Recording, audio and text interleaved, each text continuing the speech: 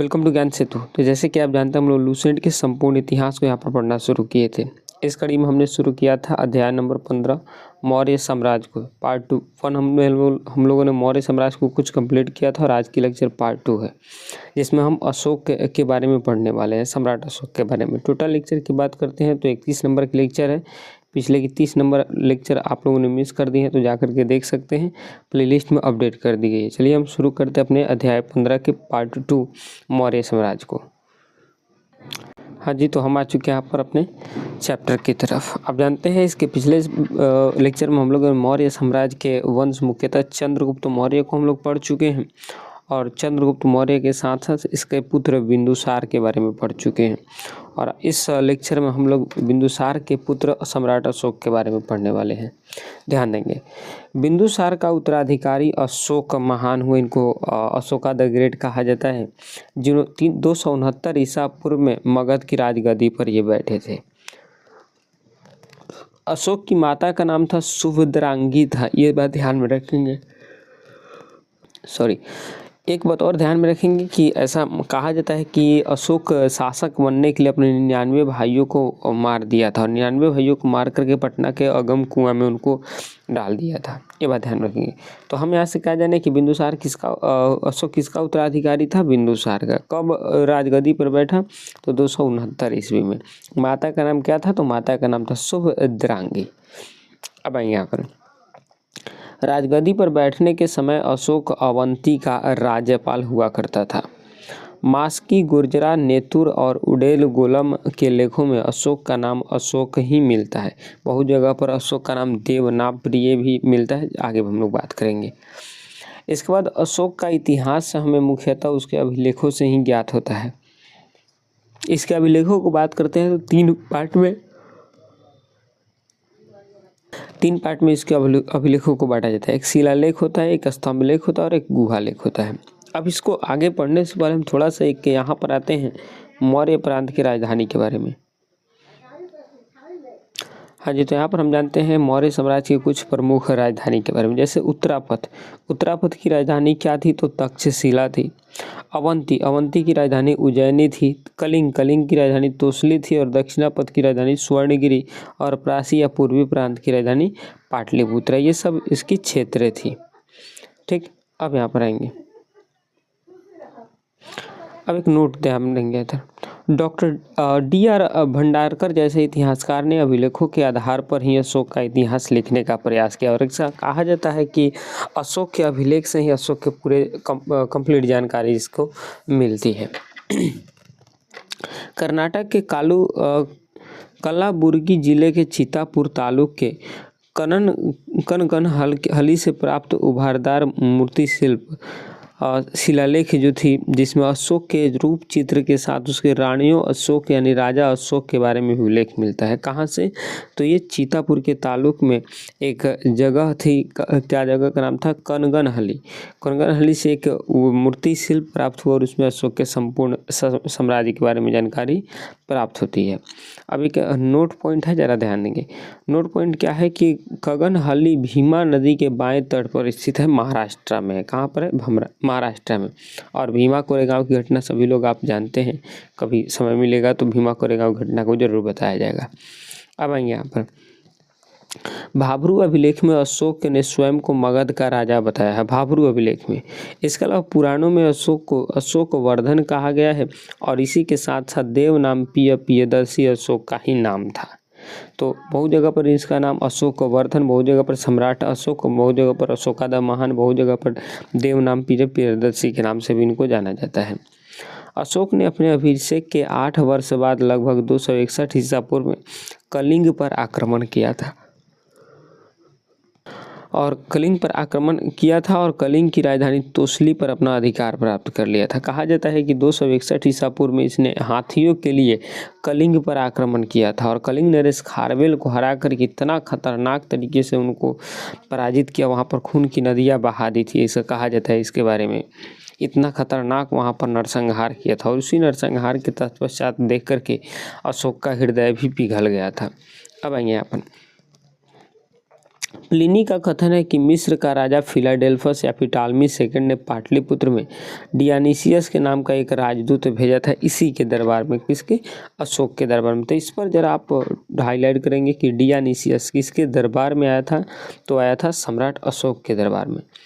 इसके बाद उपगुप्त नामक बौद्ध भिक्षु ने अशोक और बौद्ध धर्म की दीक्षा दी थी इनको, कि जो उपगुप्त था इन्हीं उपगुप्त ने ही अशोक को बौद्ध भिक्षु की यानी बौद्ध धर्म की दीक्षा दी थी, शिक्षा दी थी। ठीक, अब एक बार थोड़ा सा नीचे जाने से पहले एक बार यहाँ पर एक बॉक्स को ध्यान देंगे। बॉक्स में क्या लिखा है, बॉक्स में लिखा है कि अशोक के प्रमुख शिलालेखों का स्थान एवं संबंधित राज्य, मतलब कौन से अभिलेख हैं और किस राज्य में। जैसे पहला है शाहबाज गाढ़ी अभिलेख, ये पेशावर पाकिस्तान से देखने को मिलता है। दूसरा है मानसेहरा हजारा, ये पाकिस्तान से देखने को मिलता है। तीसरा कालसी अभिलेख, ये उत्तराखंड से। गिरनार अभिलेख गुजरात से। सबसे इम्पोर्टेंट कहे तो यही चौथा नंबर को आप करिएगा सबसे इम्पोर्टेंट में। पांचवा धौली व जौगढ़ अभिलेख उड़ीसा से। छठा एरगुड्डी अभिलेख आंध्र प्रदेश से। सातवां सोपारा अभिलेख महाराष्ट्र और आठवां रूपनाथ तथा गुर्जरा अभिलेख मध्य प्रदेश।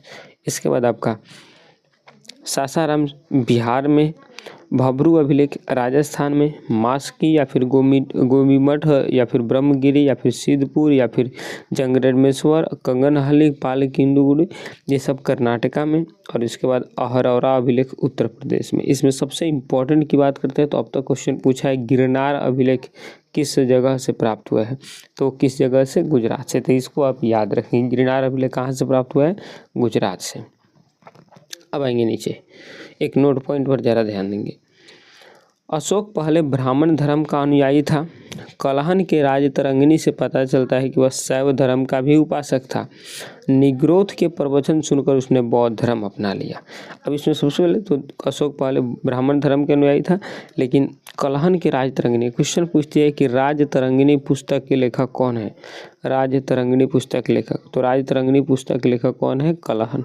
कौन है, कलहन। अगर क्वेश्चन ये पूछ दे कि इस किताब में क्या लिखा है, तो इसमें जम्मू कश्मीर के संपूर्ण इतिहास के बारे में लिखा गया है। ध्यान देंगे, एकमात्र ऐसी पुस्तक जिसमें जम्मू कश्मीर के संपूर्ण इतिहास लिखा गया है। हाँ जी, ध्यान देंगे।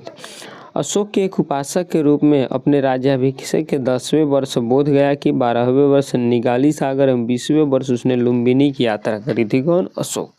कहा जाता है कि अपने राज्याभिषेक के 10वें वर्ष में बोध गया और 12वें वर्ष निगाली सागर और 20वें वर्ष लुम्बिनी की उसने यात्रा करी थी। कौन, अशोक। अब आएंगे जरा इसमें,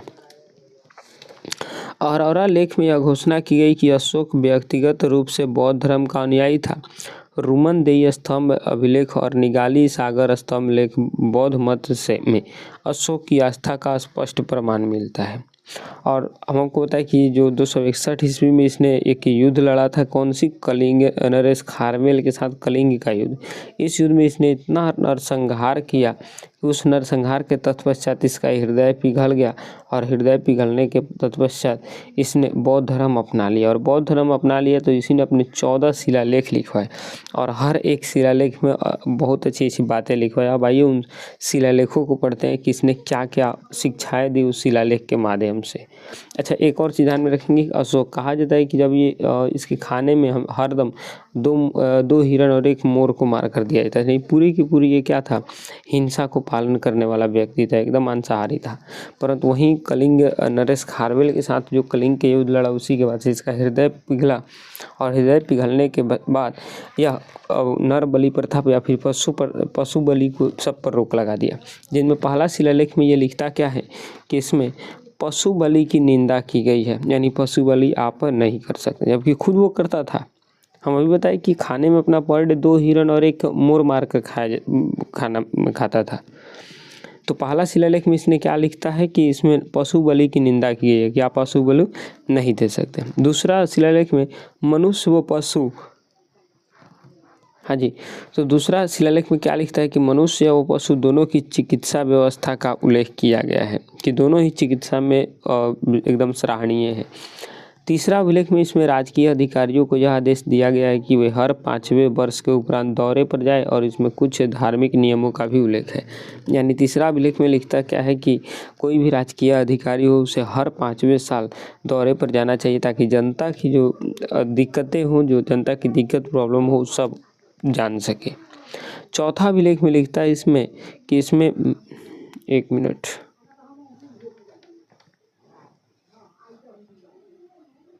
हाँ जी ध्यान देंगे इधर। चौथा अभिलेख में क्या लिखता है, इसमें भैरी घोष की जगह धम्म घोष की घोषणा की गई है, यानी भैरी घोष की जगह पर क्या, धम्म घोष। पांचवा, इसमें धम्म महामात्रों की नियुक्ति की जानकारी मिलती है, कौन कौन से धम्म महामात्र किस किस काम को करेंगे उनके बारे में। छठा शिलालेख, इसमें आत्मनियंत्रण की शिक्षा दी गई है। सातवां और आठवां शिलालेख, इसमें अशोक की तीर्थ यात्राओं का उल्लेख है। नौवां शिलालेख, इसमें सच्ची भेंट तथा सच्चे शिष्टाचार का उल्लेख मिलता है। और 10वें शिलालेख में इसमें अशोक ने आदेश दिया है कि राजा तथा उच्च अधिकारी हमेशा प्रजा के हित में सोचे, हमेशा प्रजा के हित में काम करे, 10वां में कहा है।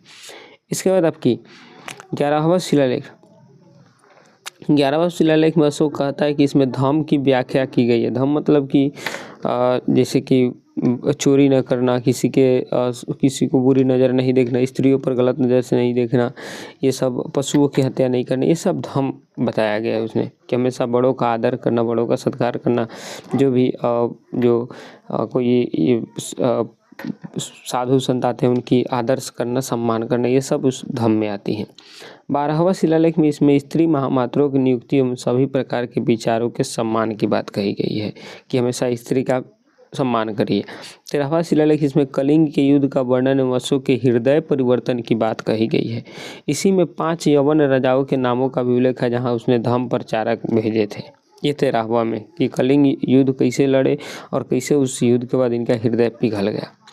और लास्ट 14वां शिलालेख, इसमें अशोक ने जनता को धार्मिक जीवन बिताने के लिए प्रेरित किया है। तो ये कुल 14 शिलालेख थी, और इन 14 शिलालेख को आप बार बार पढ़िएगा, जिससे कि आपको ये याद हो जाए। ठीक, अब आएंगे नेक्स्ट।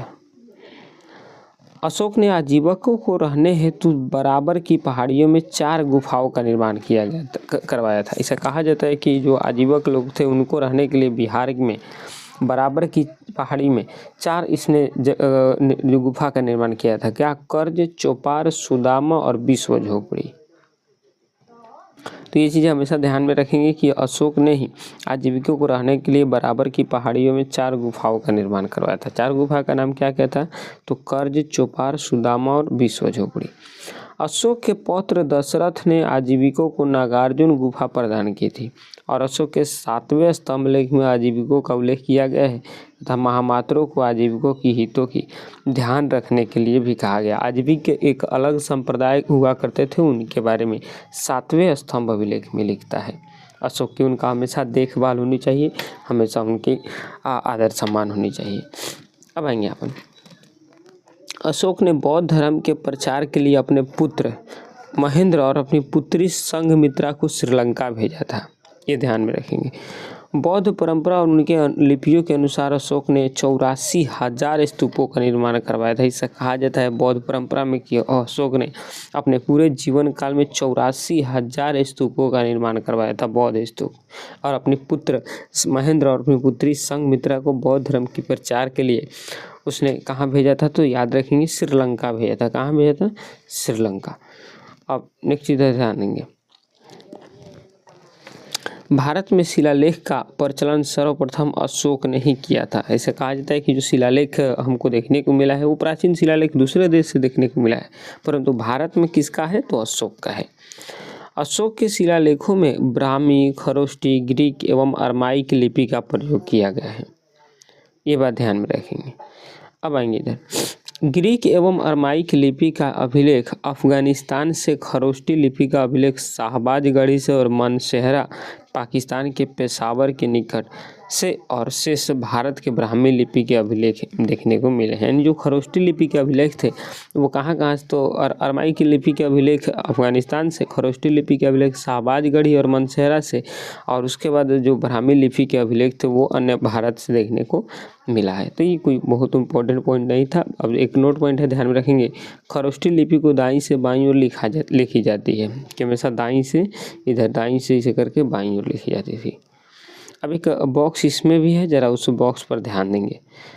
बॉक्स में क्या है कि अर्थशास्त्र में वर्णित तीर्थ, कौन कौन से तीर्थ का वर्णन देखने को मिलता है, मतलब उस राजा के दरबार में कौन कौन लोग हुआ करते थे।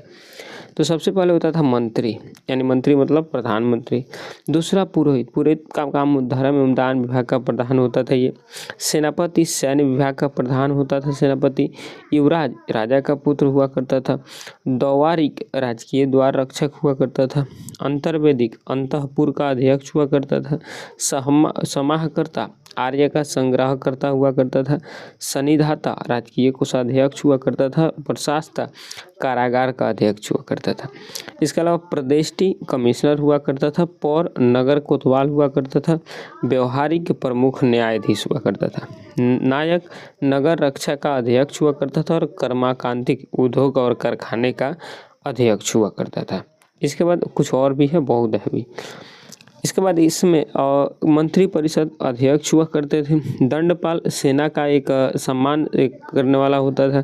दुर्गपाल, दुर्ग की रक्षा करने वाला होता था। और अंतपाल, सीमावर्ती दुर्गों की रक्षक। यानी कुल 18 प्रकार के कर्मचारी राजा के दरबार में, सम्राट अशोक के दरबार में काम किया करते थे। एक दो बार आप इसको भी पढ़िएगा। ठीक, अब आएंगे यहाँ पर,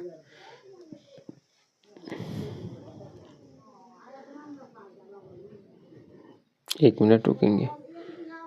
हाँ जी, तो वीडियो थोड़ी सी लंबी हो जा रही है, अभी थोड़ा सा और बचा है। ये वाला पूरा पार्ट यहाँ पर देख लीजिए, ये पूरा इतना है और इतना, और ये वाला इधर साइड में इतना, ये वाला पार्ट है।